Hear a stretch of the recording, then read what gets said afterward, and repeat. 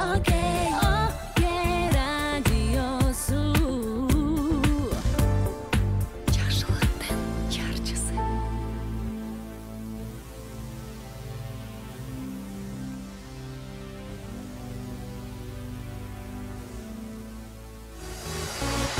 Mekенimizde saat 18.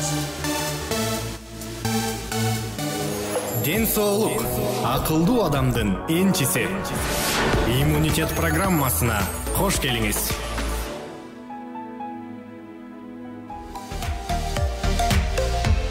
Кутман кушубак кечиңиздер менен сүйүктүү биздин радио угармандарыбыз жана социалдык тармактан көрүп жаткан көрүүчүлөрүбүз барыңыздарга ысык салам айтабыз. Сиздер менен кайрадан аптанын дүйшөмбү күнү кечки саат 18:00 демек иммунитет доктурусу Окей радиосунда старт алган учуру.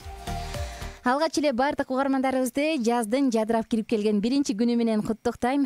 Баягы илгери кыргыз элибизде өлбөгөн жанга жаз келет десек, азыр жаздын келишин жазды сүйүүчүлөр албетте майрандап жатабыз. Ошондуктан күн санагы дагы 1-мартка жеткирип, Кудайга шүгүр, мына дагы бир жазды күтүп жатабыз.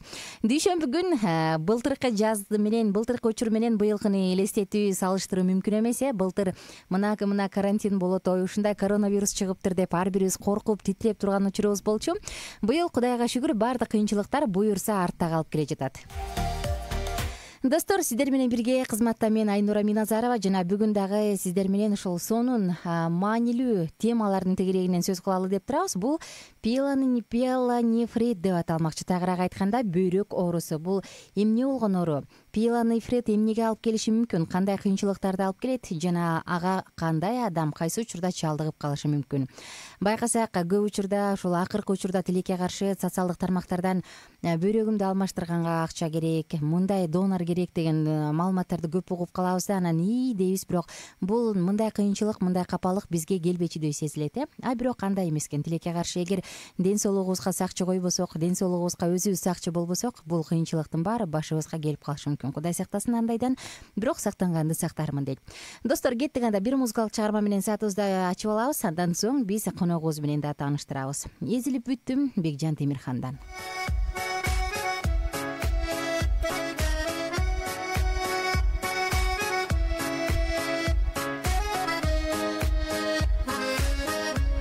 Агарып аткан таңым элең сен, жашоодон тапкан багым элең сен. Сен сүйөмүн, сени күтөмүн, эзилип бүттүм, ай эзилип бүттүм. Алтыным өзүңдү күттүм, кайдасың асылым азыр, сагындым өзүңдү гүлүм. Ай эзилип бүттүм, алтыным өзүңдү күттүм, кайдасың асылым азыр, сагындым өзүңдү гүлүм. Сени сүйөмүн, сени күтөмүн, сен деп соготкон менин жүрөгүм. Үмүттүн шамын өчүрүп барам, кыйнадың жанды. Ай эзилип бүттүм, алтыным өзүңдү күттүм, кайдасың асылым азыр, сагындым өзүңдү гүлүм. Ай эзилип бүттүм, алтыным өзүңдү күттүм,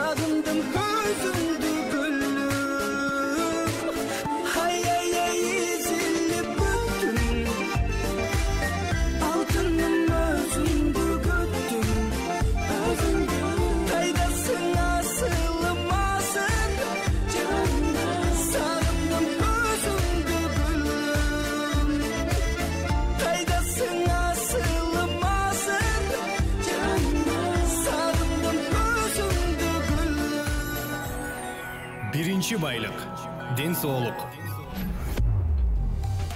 Албетте достор, биринчи байлыгыбыз ден соолук. Эгерде биринчи байлык жок болсо, бирок башка материалдык байлыгыбыз бар болсо, алардын баарынан эч бир пайда жок болуп калат эмеспи? Ошондуктан угармандарыбыздын баардыгын ушул байлыгыңызды сактаңыз, байлыгыңызды колдон келишинче коргоңуз деген үмүт менен, ушундай бир үндүү добуш менен биз баардык угармандарыбызды ушул уктурууга чакырабыз. Жана бүгүнкү теманы дагы бир жолу кайталасам, бүгүн бөйрөк оорусу, тагыраак айтканда пиелонефрит жөнүндө сөз кылабыз. Пиелонефрит эмне деген оору, кайсындан улам пайда болот жана кандай коркунучтуу жактары бар? Бүгүнкү ушул теманы жакшынакай кылып ачып бериш үчүн биздин төрүбүздө коногубуз бар. Улуттук госпиталдын Академик Тыналиев атындагы урология борборунун эндовидео жана пластикалык реконструкциялык операция бөлүмүнүн уролог дарыгери Абаралиев Акылбек Кудайназарович биздин төрүбүздө. Кутман кечиңиз менен. Саламатсыздарбы? Кандайсыз баке? Ден соолугуңуз жакшыбы? Жакшы, рахмат. Мен сиздин жигиттигиңизге аябай баа бердим. Кечикпей 45 мүнөт эрте келип, ошол жерде болгондугуңуз үчүн чоң рахмат. Рахмат сиздерге дагы. Анан албетте сизди дагы жаздын биринчи күнү менен чын жүрөгүмдөн куттуктайм. Өзүңүз кайсы маалды жакшы көрөсүз? Кайсы учурду жакшы көрөсүз? Кайсы мезгилди жакшы көрөсүз? Мен да убакыттан ушул мезгилден пайдаланып сиздерди куттуктап кетмекчимин. Рахмат. Жалпы угармандарды куттуктап кетмекчимин. Негизинен мага да ушул жай айлары жагат. Жакшы. Көпчүлүк жаш уул кыздар деп коебузбу, уул кыздарыбыз дейинби, же кыз жигиттерби айтор жаздын күтүшүн чыдамсыздык менен күтүшөт. Анткени жазында сүйүү ойгонот деген нерсе бар эмеспи? Эми албетте сүйүү ойгонбосо да бизде кубаныч гормону көбүрөөк иштелип чыгат, ошондон биз көбүрөөк бактылуубуз. Келип бергениңиз үчүн рахмат. Сизге таанышканыма абдан кубанычтамын. Анан ушул бүгүнкү теманы жакшынакай кылып ачып берет деп үмүттөнүп турам. Ушул пиелонефрит эмне болгон оору, кайдан келип чыгат, анын себептери эмнеде? Эмне себептен акыркы учурда ушундай бөйрөгүн трансплантация кылгандар көбөйүп жатат? Эмне себептен бөйрөк оорулары өтө көп? Эмне себептен айымдар, мырзалар тукумсуз болуп төрөй албай калып жатышат? Азыркы учурда бул чоң көйгөйлөрдүн бири. Мына ошондуктан биз сизди төрүбүзгө чакырып, ошол тууралуу маек курууну туура көрдүк. Анда Акылбек Кудайназарович, биринчи эле суроом ушул бөйрөктүн негизги функциясы жөнүндө айтып берсеңиз. Эми бул баарыбыз анатомияны окуганыбыз менен унутуп калышыбыз мүмкүн. Негизи бөйрөк кандай функцияны аткарат? Рахмат, жакшы суроо болду. Негизи биринчи эле анатомиядан баштайын, түшүнүктүү болуш үчүн. Бөйрөк бул бурчак сыяктуу орган, кош орган. Бул бөйрөк ушул бел жакта жайгашкан жана бөйрөктүн оң жак бөйрөк сол жак бөйрөккө караганда бир аз ылдыйраак жайгашкан. Оңу, Оңу. Себеби ошол анатомиялык структурасына байланыштуу, оң боордун астында жайгашканына байланыштуу бир аз ылдыйраак. Баягы көбүнчө органдардын оң жак жагы чоңураак болот деп коет го. Бөйрөккө бул тиешелүүбү? Оң бөйрөк чоңураак дегендей же андай эмеспи? Андай эмес. Бөйрөк сол жагы да оң жагы тең бирдей эле көлөмдө болушу мүмкүн. Болот. Анан бөйрөк ошол анатомия башка органдар менен чектеш болгонуна байланыштуу, ал ошол оң бөйрөк бир аз ылдый жайгашкан. Анан бул бөйрөктүн түзүлүшүндө бөйрөк бул чөйчөкчө күлтүкчөлөрдөн турат жана зара аккыч түтүкчөдөн. Зара аккыч түтүкчө келип табарыска келип куят. Ошондо бөйрөктүн көлөмү, узуну 11,5-12,5-13 сантиметрге чейин болушу мүмкүн. Туурасынан 6,5 сантиметр. Бул эми чоң адамдык, Чоң адамдыкын айтып атабыз. Анан бөйрөктүн функцияларына келип токтолсок, функциялары бул аябай керектүү, организмдеги эң керектүү, жакшы көптөгөн функцияларды аткарат. Бир эле бул зараны чыгарып, зара бөлүп чыгаруу функциясы менен эле чектелбестен башка функцияларды аткарат. Бул канды, кандын бөлүкчөлөрүн, кызыл кандын бөлүкчөлөрүн, эритроциттерди дагы балансын кармап турганга. Себеби бул организмде ошол бөйрөктөгү эритропоетин деген ошол гормондор бөйрөктөн иштелип чыгат. Андан тышкары ренин гормону бөлүп чыгарылат. Ал ошол ренин аркылуу дагы кандын кандын басымын, артериалдык кан басымын баланстап турат. Андан тышкары бул бөйрөктө электролиттик суу балансын жөнгө салып турат. Токсичный организмдеги бөлүкчөлөр дагы чыгарып турат. Ушундай негизги функциялар бул ушул бөйрөк жабыркаганда ушул функциялар сөз бузулушу мүмкүн. Анан бул бөйрөксүз жашоону элестетүүгө болбойт. Ушунчалык жакшы көп функцияларды аткарып аткандан кийин бул эң керектүү орган деп эсептейм. Жакшы. Угармандарыбызга кайрыла кетели. Бүгүн ошол бөйрөк жаатында кандайдыр бир көйгөйлөр бар болсо, анда бизге кайрылып, адистен кеңеш алып кетсеңиз болот. 0705 53 16 64 сандарын, ошондой эле бардык суроолор үчүн биздин түз байланыш номурубуз дагы кызматта. 0312 сандары шаарыбыздын коду, 91 19 19 сандары студиябыздын номуру, 91 19 19. WhatsApp номурубузду дагы бир жолу кайталайлы: 0705 53 16 64 сандары. Ушул пиелонефрит жөнүндө сөз кылып калгандан кийин мен интернет булактарынан көп издесем, ушу кичинекей балдарда дагы кездешет. Өзгөчө кичинекей кыз балдарда дегенде мен аябай таң кала түшүм да, эмне себептен деп. Анан көбүбүз билебиз, бул бөйрөк ооруларында конкреттүү бир кандай бир симптом болбойт, бөйрөк өзү оорубайт, кээде белге берет, кээде айтор дарыгерлерден сурасаң бели ооруйт, башка жери ооруйт, балким кан басымы көтөрүлүшү мүмкүн дейт. Анан негизи эле бөйрөктүн ооруп жатканын кантип билиш керек? Ошол кайсы симптомдон улам билиш керек? Бул бөйрөктүн жакшы суроо болду. Бөйрөктүн оорулары бул бел жак ооруйт. Бел жак катуу ооруганда дагы. Бел жак болгондо бул арка бел, омуртка жак. Арка бел ооруп, ар кандай оорунун ар кандай түрү болушу мүмкүн да. Ошол диагнозуна жараша, мисалы зара таштар оорусунда бөйрөктүн коликасы болушу мүмкүн. Катуу сайып, приступ сыяктуу болуп туруп оорушу мүмкүн. Же ошол эле пиелонефритте бул анчалык катуу эмес, бирок талытып, же эки жагы бирдей ооруп, ушундай катуу болбосо дагы жалаң көп мезгилге чейинки ооруга алып келиши мүмкүн да. Мисалы кан басым көтөрүлгөнү ушул бөйрөктө көйгөй бар экенинен кабар береби? Кан басымын көтөрүлгөндүгү боюнча айтып кетсем, бул жерде кан басымы эки түрдүү болушу мүмкүн. Биринчи артериалдык гипертензия деп, бул тукум кууган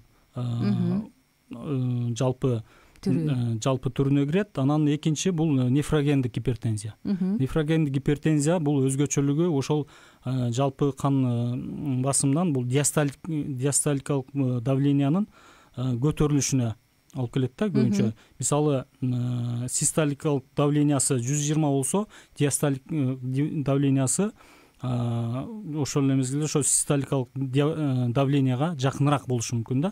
110-120 чейин көтөрүлүп, ушундай болушу мүмкүн. Бул көбүнчөсү ошол бөйрөк менен ооруганда, бөйрөктүн оорулары болгондо ушундай нефрогендик гипертензияга алып келет. Ушу белгилер жөнүндө сөз кыла турган болсок, көбүнчө жана мындай кылып эртең менен турганда же күндүз жүргөндө көзүң алды карарып, шишип калса, ай сен бөйрөгүң оорубайбы дешет го, бул эми кадыресе айтылган сөз эл оозунда, эл ичинде. Бул кандай негизи? Чын эле ушул кабар береби? Көздүн алдындагы шишик, кара тактар. Бул суроого мындай жооп берет элем. Бул көздүн астындагы шишиктер көпчүлүгү эле кыз келиндерде, көп эле адамдарда кездешет, бирок буну дагы айырмалап келгенде, дифференцировка кылып келгенде, бул бир эле бөйрөк оорусунан эле болбоюшу мүмкүн. Бул башка оорулардан деле болуп калышы мүмкүн да. Оору эмес, бул негизи кээ бир адамдарга бар. Бул көздүн астындагы шишик же болбосо көздүн астындагы кара тактар, мүшөк деп коет. Мүшөк, көздүн астындагы мүшөк. Ошол бул эми тукум кууйт да. Көбүнчөсү баягы жаш өткөн сайын, жаш өткөндө көздүн асты шишип, бул мүшөк болуп калат да, салаңдап калат. Анан көпчүлүк учурларда бул бейтаптар бир урологко келет, анализдерин тапшырат, анан бөйрөгүм ооруп атат экен деп текшерип, бирок жакшы деп уролог анан башка башка оорулукка барышы мүмкүн. Ооба. Ошентип ал дагы жакшы деп бирок мүшөк кала берет. Анан ошол мүшөктү бул негизи бул тукум кууган эле ошол мүшөк Бир болушу түрү. мүмкүн. Муну негизи жанагы пластикалык хирургтар азыр жеке клиникаларга ошону менен эле Тартып алып жасап коюшат. алып коюшат да. Негизи ал шишигени бөйрөктөн Сөзсүз эле бөйрөк эмес себеби. бөйрөк эмес бул. Бирок бөйрөктөн да болушу мүмкүн. Бул бөйрөктөн болушу мүмкүн. Бул качан аябай өтүшүп кеткен учурларда болушу мүмкүн да. Бул кайсы аябай бөйрөктүн пиелонефритинин кабылдоолорунда. Жана айтып кеткендей, бөйрөктүн жетишсиздигинде. Ошол учурда аябай дененин бир эле бөлүгү эмес, башка бөлүктөрү дагы шишип кетиши мүмкүн да.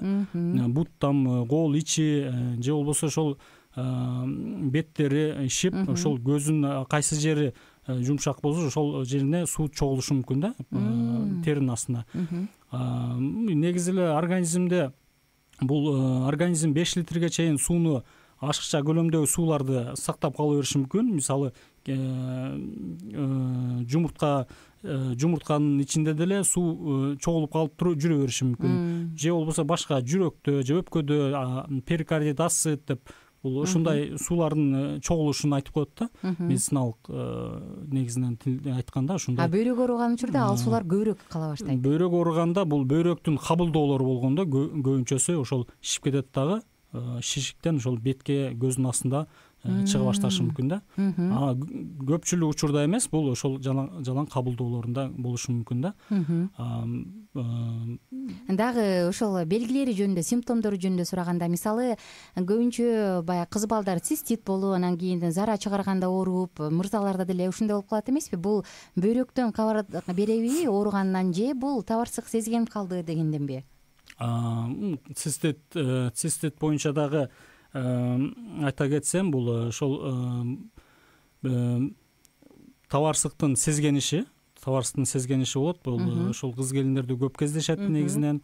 Бөйрөк ооруганда сөзсүз түрдө бул инфекциянын, бул жана айтып кеткендей, бул себептери, пиелонефриттен, циститтен бул себептери инфекция болушу мүмкүн. Инфекция бул көбүнчөсү бул ичеги таякчасы, стафилококк, стрептококк, бул эмнеден келип чыгат? Алдыда буга токтолобуз. Ошол инфекциялар негизинен ошол зара жолдору бул бир да. Бир болгондуктан бөйрөктөн келген зара келип, эгер бөйрөктө сезгени болсо, пиелонефрит болсо, ал сөзсүз түрдө табарсыкка түшөт да, табарсыкты козгошу мүмкүн да. Табарсык дагы сезгенүүнү алып келет. Демек, тез цистит боло турган болсо же ушул сыяктуу оорулар бар болсо, демек бөйрөктө дагы кеп бар болушу мүмкүн, Болушу мүмкүн. Ушу белгилеринен кененирээк сөз кылалы, анан алдыда эмнеден келип чыгат, эмнеден улам пайда болот токтолобуз. Дагы кандай белги коштойт бөйрөк ооруган адамда? Бөйрөк ооруганда бул бир эле бөйрөгүнүн тушу ооруганына эмес, жалпы дене табынын көтөрүлүшү мүмкүн. Өткүл пиелонефритте мисалы дене табы кескен көтөрүлүп 39-40ка чейин барышы мүмкүн. Ал эми өнөкөт пиелонефритте болсо бир аз жеңилирээк болуп 38ге чейин эле барышы мүмкүн. Башка ооруларда мисалы жашыруун мөөнөт болот эмеспи? 14 күн, 1 жума деп. Пиелонефритте кандай? Кайсы учурда дене табы көтөрүлө баштайт? Пиелонефритте бул кескин түрдө башталат. Кескин түрдө башталып болгондо да бир 1-2 күнүн ичинде эле бат эле көтөрүлүп кетиши мүмкүн. Дене табы көтөрүлүп, аябай дене табы, анан жана бейтаптын аппетити жоголушу мүмкүн. Андан тышкары бул алысырап, жалпы алысырап, анан жүрөгү дүкүлдөп, тахикардия болуп, интоксикация болушу мүмкүн. Ошол учурда баягы арка бели ооруй берет, Ал ошол симптомдор менен эле кошулуп, ошо арка бел ооругандагы кошулат. Демек, дене табы көтөрүлөт, арка бели ооруйт, адамдын дене табы көтөрүлөт, мүмкүн жанагындай кан басым көтөрүлүшү мүмкүн, Дагы кандай конкреттүү мындай көрүнө турган симптомдор бар? Симптомдорду бул негизи катарынан эле айтып берейин дегем. Мен бирок сиз сурагандан бул заранын дагы бузулушу мүмкүн. Зара чыгуусунун да бузулушу мүмкүн. Мисалы дизурия деп коет, дизурический расстройство деп коет. Ошондой заранын бузулушуна алып келиши мүмкүн. Же болбосо бат-бат зара кылып, тескерисинче зара кармай албай калат. Зараны кармай албай калышы мүмкүн. Ошондой болушу дагы мүмкүн. Ошол эле кичинекей балдарга айткым келип атат да. Мисалы кичинекей балдарда кыздарда 7 жашка чейин болушу мүмкүн дейт да. Ошол пилонефритчи. Эмне себептен аларда кездешет бул оору? Жакшы суроо болду.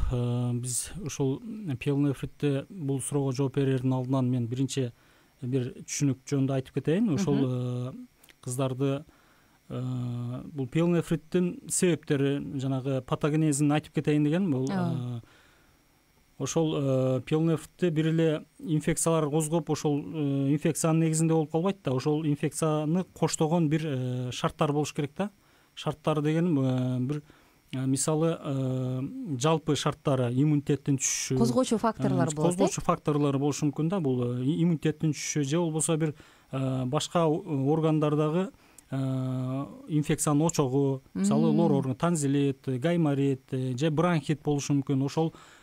Ошол инфекциялар ошол кан аркылуу, гематогенный путем деп коет, кан аркылуу барып ошол козгошу мүмкүн да. Ал экинчи местный жергиликтүү эмелери, шарттар, факторлору бул бөйрөктүн аномалиялары болушу мүмкүн. Ошол сиз айтып аткан кичинекей кыздарда может жанагы аномалия, бөйрөктүн табарсыктын аномалиялары болуп калышы мүмкүн да. Көп кездешет бул. Мисалы бул жанагы бөйрөктүн кошумча тамыры келип кысып калышы мүмкүн бөйрөк жолдорун. Же болбосо ошол эле дискинезия деп коет, зара чыккан түтүкчөсү кеңейип кетиши мүмкүн. Же дагы ошол сыяктуу бир аномалиялык негиздеги диагноздор ошол пилонефрит зара чыккан жолдордун, зара чыккан кеткен түтүкчөлөрдү кысып калганда заранын эркин кетишине тоскоолдук болуп, ошонун негизинен дагы бул пилонефритке алып келиши мүмкүн да. Кулакчыны тагын алыңыз, бизге угарманыбыз келди, суроо берейин деп келип калды окшойт. Бул жактан жоңойтуп аласыз. Алло, саламатсызбы? Саламатсызбы? Кутман кечиңиз менен кош келиңиз. Ооба, бул Окей радиосу, сизди угуп жатабыз. Шетелде тартпай калдыңыз? Кайсы жакта? Шетел өзүндө. Бишкектин өзүндөбү? Рахмат айтып койгонуңузга, анан байкайлы. Вокзалдын жанында да. Жарайт, чоң рахмат. Шылтап тартпай десеңиз. Рахмат. Бишкектен тартпай калдыңыздар дейт. Дароо айта кетейинчи, 4172 абоненти бизге аябай көп жолу чалып атасыз. 4172 абоненти. Сураныч, биздин түз байланышка чалыңыз 0312 91 19 19 сандарына, 0312 91 19 19 сандарына дал ушул жаатта кабыл алабыз. Жана жалпы угармандарыбыз үчүн WhatsApp номурубуз дагы кызматта. 0312 шаарыбыздын коду 0705 53 16 64 сандарын теримиздер. Ушул эле эмне козгойт пилонефритти, уланта берели? Тагыраагы кайсы факторлор козгошу мүмкүн. Бул ошол эле айтып кеткен чечип эле салсаңыз болот. Чечип коеюн, ошону кичине. Бул факторлордон айтып кетсем, ошол жана жаш кыздардын эмне үчүн көбүнчө цистит болуп же болбосо бир пилонефрит болот деп ошол айтып кеткен аномалиялар, урологиялык жактан аномалиялардын болуп калышы мүмкүн да. Биз ошон үчүн бул учурда сөзсүз түрдө эрте кайрылыш керек урологко. Урологко кайрылып, эрте диагноз коюп, ошол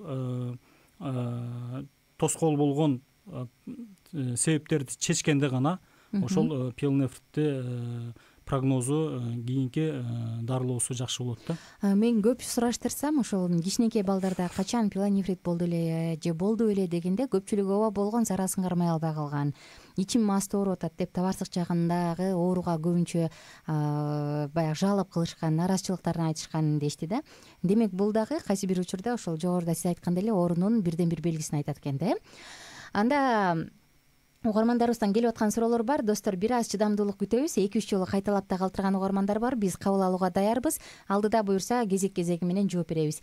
Эми диагноз кантип коюшу керек? Ошол бөйрөк ооруп жатканда диагноз туура коюлуш үчүн кимге кайрыласың? Анан сөзсүз түрдө кандан анализ тапшырыш керекпи? Же жөн эле дарыгердин бир сыйра карап анан бул экен дегени жетиштүүбү? Ушул жөнүндө айтып берсеңиз. Туура диагнозду кантип коюш керек? Рахмат. Диагнозду бул коюуну клиникалык, лаборатордук жана инструменталдык изилдөөлөрдөн кийин коюлат сөзсүз түрдө. Бир эле жана симптомдору менен эле коюп койсоң бир аз туура келбей калышы мүмкүн. Мисалы бөйрөк ооруганда, белдин туштары ооруганда, бул башка ооруларда деле оорушу мүмкүн да. Ооба да. Мисалы неврологиялык ооруларда да болуп калышы мүмкүн, же грыжа же башка оорулар болуп калышы мүмкүн. Ошондуктан биз сөзсүз биринчи текшеребиз. Ал анализдер бул кан тапшырыш керек. Кандын, жалпы заарынын анализдери, почечный тест жана башка ошол анализдер болот. Мисалы анан УЗИ текшерүү өтөбүз. Анан бизде урологиялык ооруларда көбүнчөсү биз рентген диагностикага сөзсүз таянабыз да. Себеби УЗИден кээ бир учурларда УЗИде бул толук диагноз коюлбай калат. УЗИден толук жыйынтык чыкпай калганда биз сөзсүз рентген аркылуу текшерип көрөбүз. Рентген жасаганда биз атайын боекторду куюп, бөйрөктү боеп, контрасттык болот, контраст менен боеп, ошол бөйрөктүн табарсык жолдорун толук көргөнгө мүмкүнчүлүгүбүз болот да. Ушул жактан эле сурагым келип атат да. Мисалы бөйрөктүн кайсы бир ооруларынын түрлөрүндө бөйрөк өзү кургап калат, анын челик кабыгы жабыркайт, түтүкчөлөрү жабыркайт го. Ал пилонефритте кандай болот? Туура суроо бердиңиз. Бул пилонефритте кабылдоолору, ошол нерселер бул кабылдоолорунда болушу мүмкүн. Бул көбүнчөсү өнөкөт пилонефриттерде, пилонефриттин кабылдоолору бул ошол сморщивание деп коет, бүрүшүп, бөйрөктүн кан тамырлары кургай баштайт. Кургап, ошол бөйрөктүн жетишсиздигине алып келет. Бул акыркы стадиялар болуп калат. Ошол учурда бөйрөк размеринен дагы патология, анатомиялык жактан ошол кичинерип, жана почечная недостаточность деп орус тилинде кеңири айтылат. Жетишсиздиги деп коет. Ошол бөйрөк ХПН ошолго алып. Демек пилонефрит бул бөйрөктүн кургашы, кичирейиши, согушу турбайбы? Пилонефрит бул ошол пилонефрит деген бул ошол чөйчөкчө күлтүкчөнүн бөйрөктүн затынын сезгениши жана ушул пилонефриттин кабылдоолору ошол бөйрөктүн жетишсиздигине алып келет. Жакшы.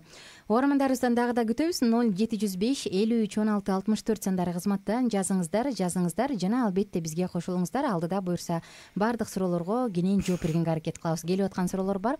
Мындай дейт угарманыбыз, бир аз пауза бар да айта кетейинчи. Колдун көгөрө бериши бөйрөк оорудан кабар береби? Кээде алтын тагынсаң көгөрүп калганда, бөйрөгүң ооруйт турбайбы дешет го. Ошол канчалык деңгээлде туура дейт. Колдун кайсы бөлүгү көгөргөндө деп шакек тагынганына караганда, алтын дегенине караганда манжаларын.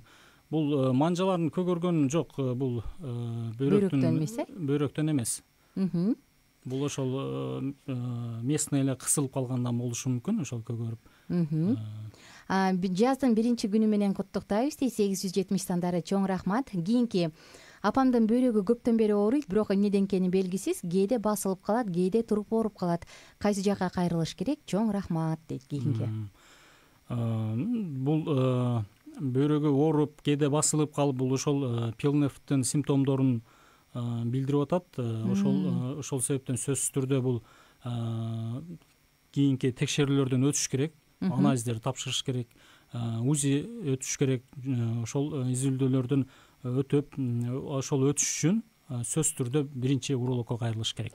Жогоруда сиз түрүн белгилей кетпедиңизби? Курч кармаган түрү, анан өнөкөт түрү деп, өнөкөт түрү менен курч кармаган түрүнүн бир аз симптомдорун да айтып бердиңиз. Курч болгондо дароо дене табы көтөрүлөт деп. Острый пиелонефрит деп коет, ошол курч өткүл пиелонефрит деп коебуз.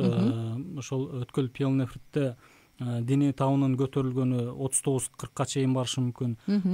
Кескин түрдө көтөрүлүп, жалпы эле абалынын начарлап кетет, интоксикация болот, организм аппетиттин жоголушуна алып келет, алысырап, жана бөйрөктөрүнүн туштары катуу оорушу мүмкүн. Бул ошол өткүл пиелонефриттин да кабылдоолору болот. Бул кабылдоолору бул ириңге алып келиши мүмкүн. Ириңдетип бөйрөктү аябай жаман. Бул ириңдетип апостоматоз же болбосо ошол эле абсцесс же карбункул деп коет. Бул учурда операция жасалат. Операция сөзсүз ошол ириңди чыгарыш үчүн операция жолу менен гана. Бирок ал учурда бөйрөк алынбайбы? Бөйрөк эгерде ошол өтүштүрүп жиберсе, бөйрөктү көпкө чейин ошол кээ бир бейтаптар бар, көпкө чейин жүрүп алат, үйүндө көпкө чейин жүрүп, же болбосо бир антибиотиктердү лечение алганда жана чувствительностуна жараша дарыланат. Ошого өз алдынча дарыланышат кээ бир бейтаптар. Ошондо жакшы таасир бербей, ошонун негизинен өтүштүрүп алышат да, ириңдеп кетип, ошол мезгилде жарабай калат бөйрөк. Ошол мезгилде гана алым салышы мүмкүн. Ушул жерден сурагым келип атат да, мисалы курч кармаган түрү акырындык менен өнөкөткө өтөбү же андай болбойбу? Туура айтасыз. Бул курч кармаган түрүн толук дарылабаса, себептерин аныктабаса, бул барып ошол 2-3 айдан кийин бул өнөкөт түрүнө өтүп кетиши мүмкүн. Өнөкөт түрү бул өнөкөт түрү дагы ушул курч сыяктуу эле болот, бирок бир аз жеңилирээк болот. Температурасы 38ге чейин көтөрүлүп, бөйрөгүнүн оорugандары дагы бир аз жеңилирээк болушу мүмкүн да, өтө катуу эмес, бирок жеңилирээк болот. Бирок ооруп басылып калат. Оору дагы басылып калышы мүмкүн, бирок көпкө чейин созулат бул өнөкөт пиелонефритте. Оору көпкө чейин, ошондуктан бул көпкө чейинки дарылоо керек да, бул өнөкөт пиелонефритте дагы. Ошо мисалы бөйрөк ооруп атканда кайсы бир дарыларды ичип, антибиотик ичип, өзүбүздү дарылап коебуз го. Анан ушундай кылып туура эмес дарылап же убактылуу басып кое берсең, бул акырындык менен өнөкөткө өтүп кетет, Туура түшүндүмбү? Да, туура айтып атасыз бир жагы, бирок анан дагы бул себептери болот. Жанагы айтып аткан бул өткүл пиелонефриттен эле, мисалы, эмне себептен бул өткүл болуп ошол эме болуп калды. Аны текшере келсең бир эле жана инфекциядан эмес. Бул ошол эле бул бөйрөгүндө бир аномалиялык көрүнүштөр болушу мүмкүн да. Мисалы, бизде гидронефроз деп коет, ошол бөйрөктө лаканочно-мочеточный сегментте кысылып калат, же болбосо туаса кысылып калышы мүмкүн, же болбосо бир зара таштары болуп калышы мүмкүн. Ошол себептер менен заранын кетишин, эркин кетишине тоскоолдук жаратып, ошонун бөйрөктүн сезгенишин алып келет да. Биз ошол себептерди биринчи орунда ошол себептерди жойбосок, аныкташ керек. Аныктап жойбосок, ошол пиелонефрит ал кала берет дагы күчөп кетиши мүмкүн да. Ошондуктан бир жагы биринчи ошол текшерип туруш керек да. Бир жылда бир 2 жолу 3 жолу текшерип туруш керек. Демек, биринчи эле пиелонефрит деген диагноздун өзүн дарылабастан анын себебин дарылаш керек турбайбы? Сөзсүз түрдө биринчи себептерин аныкташ керек. Себебин аныктап, аны жок кылгандан кийин анан ошого жараша анан дарылоо ыкмаларын колдонушубуз керек. Ошол пиелонефрит учурунда эгер өнөкөт боло турган болсочу, ал деле акырындык менен жанагындай бөйрөктөн ажыроого, бөйрөктү алдырууга алып келеби? Өнөкөт пиелонефритте дагы ошондой коркунучтар бар. Эгерде толук дарыланбаса, же болбосо ошол айтып аткан себептерин аныктап толук чечпесе, ал ошол барып бул убакыттын өткөн сайын 1 жыл болобу, 2 жыл болобу, 10 жыл болобу, акыры барып ошол бөйрөктүн начарлап куурашына алып келиши мүмкүн, же болбосо дагы башка кабылдоолоруна алып келиши мүмкүн. Ошол себептен баягы бөйрөктүн жетишсиздиги келип чыгат. Бөйрөк ооруган адамчы ушул эле мисалы конкреттүү пиелонефрит менен канча жыл жүрө алат? Эми так мынча жыл деп айта албайбыз, эми бирок көп жылдарга чейин бул ошо бейтапты кыйнап көп жылга чейин ошол жаман акыбалга алып келиши мүмкүн да. Мындай диагноз менен адамдар балалуу болуп кандай болот негизи репродуктивдик система? Бул репродуктивный система боюнча дагы бул өтө чоң тема өзү. Негизи бөйрөк менен байланышы болушу мүмкүн. Бул дагы мисалы сиз бөйрөк оору менен байланышкан кайсы учурларда туберкулез, неспецифический пилонефрит деп коебуз да, медицинада, урологияда туберкулез же хламидий, башка инфекциялар дагы болуп калышы. Бул жеке инфекциялар башка. Ошол спид деле ошол алып келиши мүмкүн, ВИЧ. Ошол инфекциялардын негизинен бөйрөк жабыркап, анан метастаз бул башка органдарга тарай баштайт. Анан сиз айткан тукумсуздук, ошол аял эркекпи, ошол бөйрөктөн барып бул мочеполовой тракт бир болгондон кийин табарсыкка түшүшү мүмкүн. Ошол эле инфекция табарсыкты жабыркатып, андан бул жыныс органдарын жабыркатышы мүмкүн. Жыныс органдарына сөзсүз түрдө эркектердин жумурткаларына бериши мүмкүн. Бул орхоэпидемит деп коет. Жумуртканы шишип кетет, сезгенип. Бул ошол тукумсуздукка алып барат. Аял кишилерде деле ошондой көрүнүш. Аял кишилерге деле ошондой болушу мүмкүн. Угармандарыбыздан келаткан суроолор бар. Бир экөөнү карай кетели, анан уланталы. Саламатсыздарбы? Эгерде бөйрөк ооруса, бирок ооруганы билинбесе, УЗИ болсо бөйрөгүн кургап калышы мүмкүн десе, бул туурабы? Бирок башка эч нерсем оорубайт дейт. Бир аз түшүксүрөөк болуп калыптыр. Мен түшүнгөнүмө караганда эч жери оорубайт, бирок УЗИге түшсө бөйрөгүн кургап калышы мүмкүн дептир. Ушундай болушу мүмкүнбү дейт? Жок, бир эле бул УЗИ деген бул толук диагнозду бере албайт. Ошондуктан бул урологко кайрылыш керек биринчи. Урологко кайрылып, башка изилдөөлөрдөн да өтүш керек. Бөйрөктү так анализдерин тапшырып көрүш керек. Андан тышкары жана айтпадымбы, бир эле УЗИге ишенбей, башка бизде рентген изилдөөлөр да болот. Рентгенден өтүп көрүш керек. Биринчи кеңири изилдеп чыгыш керек, Мындай дейт угарманыбыз. Поликистозду дарыласа болобу дейт, 172 сандары. Поликистоз бул аномалия, бөйрөктүн аномалия структура деп коет. Ошо аномалиясына кирет. Бул поликистоздо эки бөйрөк бирдей жабыркайт. Бул бөйрөктүн көптөгөн кисталары болот бөйрөктө. Ошол бөйрөктүн кисталары болгондон кийин ал өмүр бою ошол оору калат. Өмүр бою болгону бул ошол оорунун алдын алып, пилонефрит болбогонго алдын ала даярдыктарды көрүп, текшерилип, өзүн жакшы алып жүрүш керек да.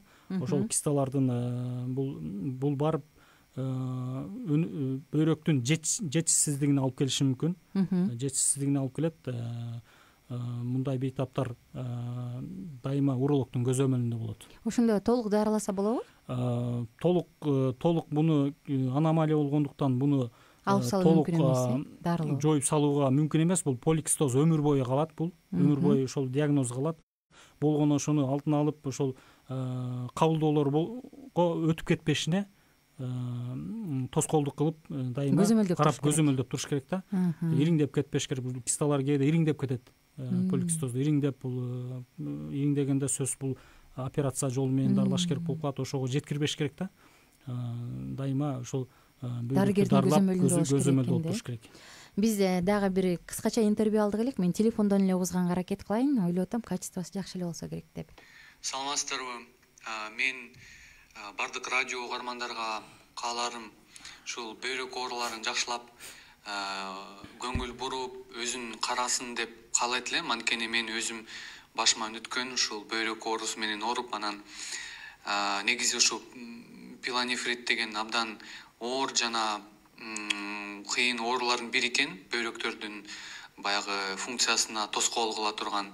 Анан тилекке каршы ошол биздин дүйнө жүзүндө көптөгөн адамдар, 20% адамдарда ушул пилонефрит оорусу бар экен. Айрыкча албетте көбүнчө аялдар ооруйт, бирок улгайган сайын эркектерге дагы абдан көп таанымал да.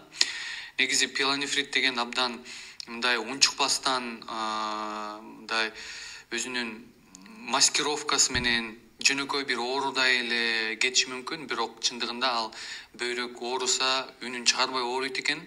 анан кийин уже хронический же острый форма болуп калгандан кийин гана анан билине баштаса болот. Бирок ага чейин эч кандай мындай өзү жөнүндө айта албайт.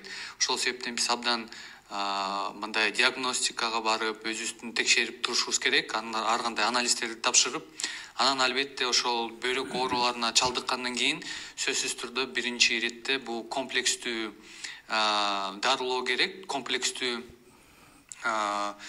жардам керек. Биринчиден бул албетте диета, тузу аз, курулган ар кандай оор тамактардан, майлуу эт, катуу эттерден, шорполордон жана абдан эң эле чоң зыян келтирген бул туз. Ошол себептен ушул бөйрөк оорулары менен чалдыккандар көбүнчө ошол туздан арыланыш керек жана туура диета менен сакталуу менен. Бирок бир гана диета менен чектелбестен биз деген комплекстүү түрдө мен айтып кетпедимби? Эң биринчи ирет өзүбүздү дарылабай доктурга барышыбыз керек. Анткени пилонефрит бир гана тажрыйбасы бар, билими бар жана билген адам менен, ошол дарыгер менен, өзүбүздүн доктур менен чогуу күрөшүшүбүз керек. Анан албетте ар кандай ошо дарылар менен көбүнчө бул баягы өзгөчө дарылар менен айыктырат. Ошол себептен ар кандай симптомдор да болушу мүмкүн. Ошол пилонефритте бул деген ар кандай, мисалы үчүн заара чыгарганда оор болушу мүмкүн, температура көтөрүлүшү мүмкүн, жана арка жактагыбызда ошол мындай оор болушу мүмкүн да, бизге ооруп, анан суу сайысын катуу, кээ бирде бул жүрөк айланып баягы кузгун келет, же үшүйсүң, ишыгып ар кандай түрлөрү бар. Бирок кантсе дагы эң биринчиден бул анализдер менен тапшырып, жана мен айтып кеткендей эле адис менен чогуу дарылаган эң сонун. Ошол себептен менин кааларым ушул пилонефрит деген дары менен ооруганда сөзсүз түрдө диета, дары дармек жана өзүнүн режими менен, өзүнүн мындай контроль менен доктур менен чогуу көрүшсө болот. Ошол себептен мен бардык угармандарга кааларым ошол оорубастан өзүбүздүн ден соолугубузду карайлык жана жоопкерчиликтүү бололук. Бул ошол пилонефриттин айынан дейсизби, ошонун кесепетинен бөйрөгүн трансплантация кылдырган баладан интервью алгам.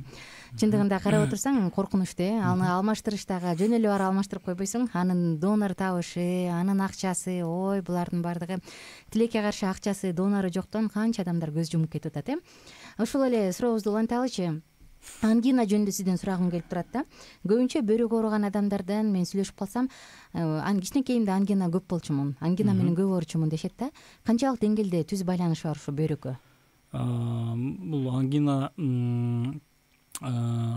менен ооруганда, бул ангинада стафилококктор, ошол жана жогоруда айтып кеткендей бактериялык инфекциялар бул кан аркылуу барып туруп козгошу мүмкүн, бөйрөктүн сезгенишине алып келиши мүмкүн деп айткандай, ошол ангинанын бөйрөккө түздөн түз таасири болот.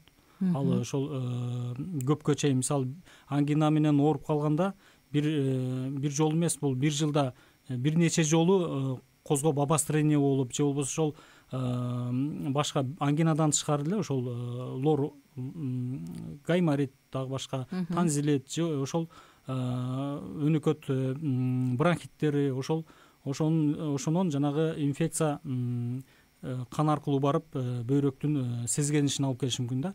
Бирок ошолордун арасынан ошол ангина аябай коркунучтуураак, агрессивдүүрөөк болот. Бул түздөн түз бөйрөккө стафилококктор жанагы инфекция бөйрөктүн бул клубочкалар деп коет. Бул ошол бөйрөктүн эң кичинекей структурасы, нефрон, ошол клубочкаларды бүт талкалайт да.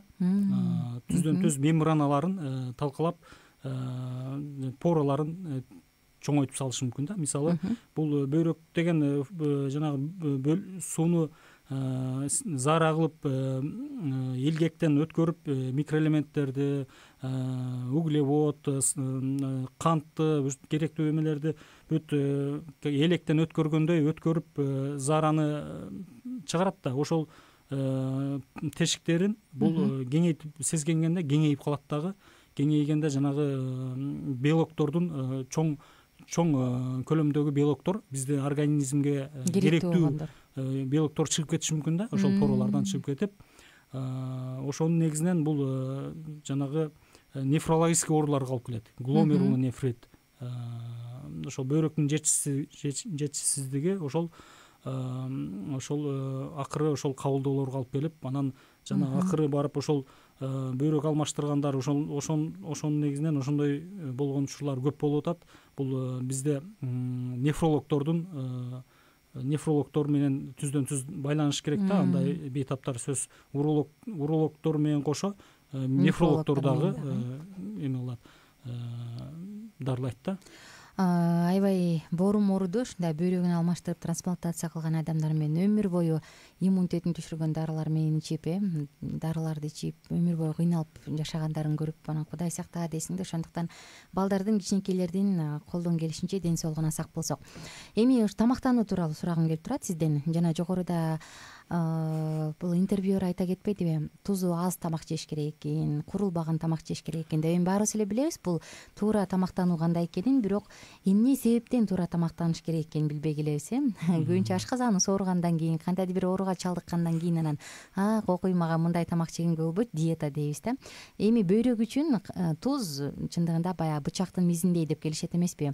Ошол жөнүндө айтып берсеңиз. Жакшы суроо болду, рахмат. Бөйрөк, туз ошол бөйрөк ооруларына эмне себептен жаман деген себеби бул организмде бул бөйрөк сезгенгенде, пиелонефрит болгондо ошол жанагы айтып кеткен кан басымын баланстап турган ренин гормону, ошо бөйрөктүн кан басымындагы баланстап турган функциясы бар да. Ошонун себептен дагы жанагы туздар, электролиттик баланстар өзгөрүп кетет да, бул сезгенгенде. Ошол себептен бул диетаны, бул бөйрөк ооруган адамдар диетаны жакшы кармаш керек. Бул кайсы диета? Бул куурулбаган тамактар, кайнатма тамактар жеш керек. Кайнатма же болбосо ошол бууга бышкан тамактарда, бул картошка болсо болот, картошка же капуста же сабез, ошол аралашкан тамактарды жешет да. Анан ачуу тамактар болбойт, туздуу тамактар дагы өтө туздуу тамактар болбойт. Ошон үчүн тузду эки эсе азайтыш керек. Ошол ооруган мезгилде эки эсе азайтыш керек дагы. Анан жакшы болгондон кийин, мисалы өткүл периодтор бир жумадан жакшы болгондон кийин бир аз анан кошуп койсо боло берет да. Андан тышкары бул сүт, айран азыктарын колдонуш керек да ооруганда. Бул себеби бул иммундук системаны дагы төмөндөтөт. Жок, иммундук системаны ошол айран, сүт азыктары калыбына келтириши мүмкүн. Себеби ичеги карын жолдорун ошол флораны жакшы оңдоп, ошонун негизинен иммунитеттин чыңалышы дагы чыңалышына алып келет да. Бул пиелонефритте иммунитеттин түшүшүнө да алып келет. Ошол себептен айран, сүт азыктар да өтө керектүү. Мөмө жемиштер, жашылча мөмө жемиштерди сөзсүз кош керек. Ушундай диета болуш керек да. Анан спиртной ичимдиктерин токтотуш керек, совсем жок кылыш керек. Анан бул острый, ачуу нерселерди болбойт, такыр болбойт. Анан муздак, газированный нерселер да болбойт. Муздак, газдалган суусундуктар болбойт. Оор көтөрүп, иштөө, ошол кара жумуш, ошолчу. Ошол жааты кандай болот? Физикалык активдүүлүк. Албетте ооруган учурда болбойт. Анан өнөкөт пиелонефритте жакшы болгондон кийин, мындай жеңил түрдө өтүп кеткенден жеңил, мисалы дарылаганда 3-6 айга чейин дарыланат бөйрөктүкү. Андан кийин ошол жеңил жумуштарды кылып жүрүш керек да. Оор нерселерге болбойт. Физикалык активдүүлүк, жанагы нагрузкалар болбойт да. Эми жалпы эле биздин угармандарыбызга кайрыла кетсеңиз да, мындай ооруга чалдыгып калбаш үчүн өзүбүздүн ден соолугубузга кантип кам көрүшүбүз керек? Негизи бул уролог, тажрыйбалуу уролог катары өзүңүздүн тажрыйбаңыздан. Бул негизи ошол жакшы спорт менен машыгыш керек. Биринчи очередь ошол биринчи спорт, денени чыңдап, дайыма загар алып иммунитетти көтөрүш керек, жакшы эс алыш керек. таза абада сөзсүз жүрүп таза абада дагы күндө эс алып көбүнчө ооруганда дагы жанагы таза абада сөзсүз керек. Анан диетаны тамак аштын жакшы тамак ашта жеш керек. Мисалы жанагы айтып аткан спирт ичимдиктер, туура тамактануу, сигарет ушул жаман адаттардан айрылыш керек. Ошондо гана бөйрөк ооруларынын алдын алса болот да. Анан мен дагы жогоруда сиз айткан маалыматтардан айткым келип атат. Эгер ангина болсо, стриптокок, стафилококк сыяктуу инфекциялар бар болсо, убагында дарылап, сөзсүз аларды дагы убагында дарылаш керек. Өзгөчө жана ымыркай балдарда стафилококк бар экен сүтүңдө деди дептир, эмчектен чыгар деди деп апалар өзүн калтырып коет.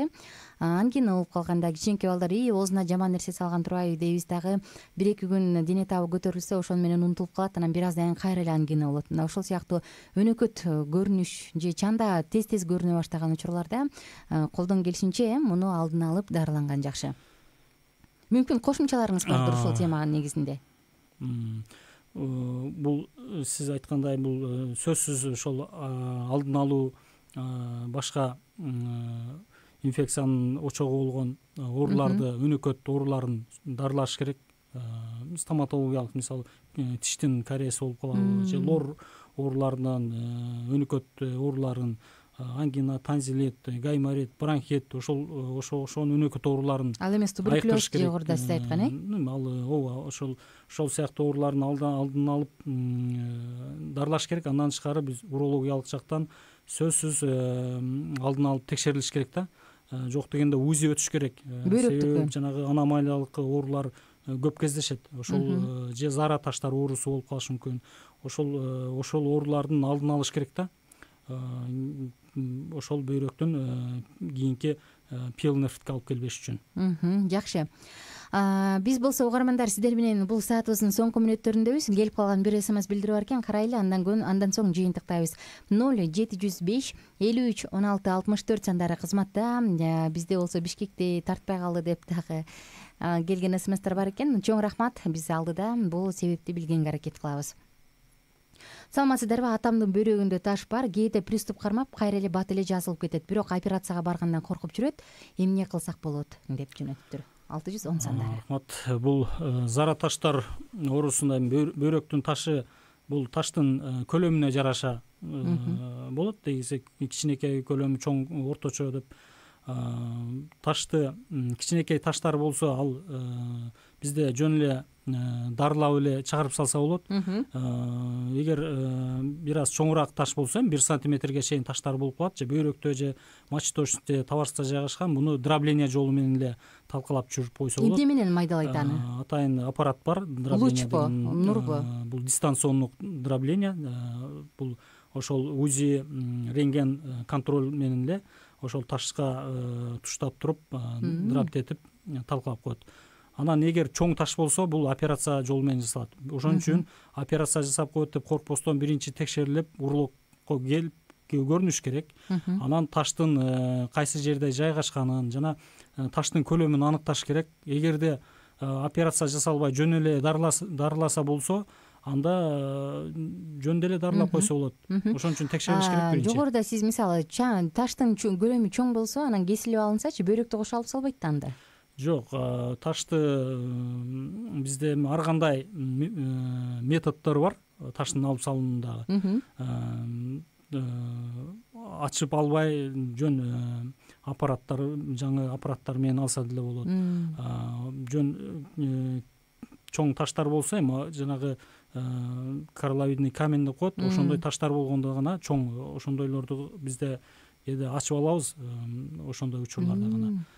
Бирок бөйрөктү сактап калабыз. Алып салынбайт, таш менен алып салынбайт. Кээ бир учурлар болот, аябай жаман болуп бөйрөктүн эти калбай калат, паренхимасы калбай калып, мүшөк сыяктуу болуп, эчтекеси калбай калганда, ошол учурда гана функциясы жок болуп калганда гана алынат да. Жарабай калганда бөйрөк. Рахмат.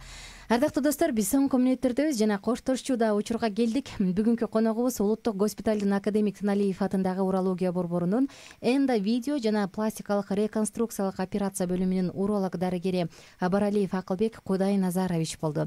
Келип бергениңиз үчүн рахмат. Сизге ишиңиз илгерилей берсин, элдин кызматында жүрө бериңиздер, ийгиликтер коштосун. Анда сизге эркин микрофон, жакындарыңызга салам айтып, угармандарыбызга кайрылуу жасап кетсеңиз болот. Рахмат сиздерге дагы. Мен дагы сиздерге ийгиликтерди кааламакчымын. Рахмат. Сиздердин ишиңиздерге ийгилик, дайыма ушундай жакшы маанайда жүрө бериңиздер. Угармандарга да баарына айтып кетерим, ошол бөйрөк ооруларын алдын алып, өзүн текшерип, ден соолугун чыңдап жүрүшүн каалайм. Жалпы эле угармандарга жаз майрамы менен куттуктамакчымын. Убакыттан пайдаланып, баарына ден соолук каалайм. Чоң рахмат. Достор, не демекчибиз? Кандай гана учур болбосун, эмненин болбосун башында алдын алуу жакшы эмеспи? Анан жогоруда биздин дарыгерибиз, коногубузда баса белгилегендей, ичимдик, жаман адаттар, чылым чегүү, баңгизат колдонуу, ашыкча эле туура эмес кийинүү, кышкы убакытта сезгенүү, булардын баардыгы тең ушундай артка кайтарылгыс ооруларга алып келиши мүмкүн. Ошондуктан колдон келишинче өзүңүздүн денеңизди сактаңыз, ден соолугуңузду сактаңыз, ден соолугуңузга өзүңүз сакчы болуңуз. Анан эң башкысы, кичинекей балдарыңыз бар болсо, алар үчүн сиз жоопкерчиликтүүсүз, алардын ден соолугуна дагы кам көрүүнү унутпаңыздар. Ар бир үйдө жакшы маанай болсун, ар бир жүрөктө тынчтык болсун. Мен сиздер менен коштошом. Аты жөнүм Айнура Миназарова. Эртең таңкы саат 8ден амандашканча бар болуңуздар.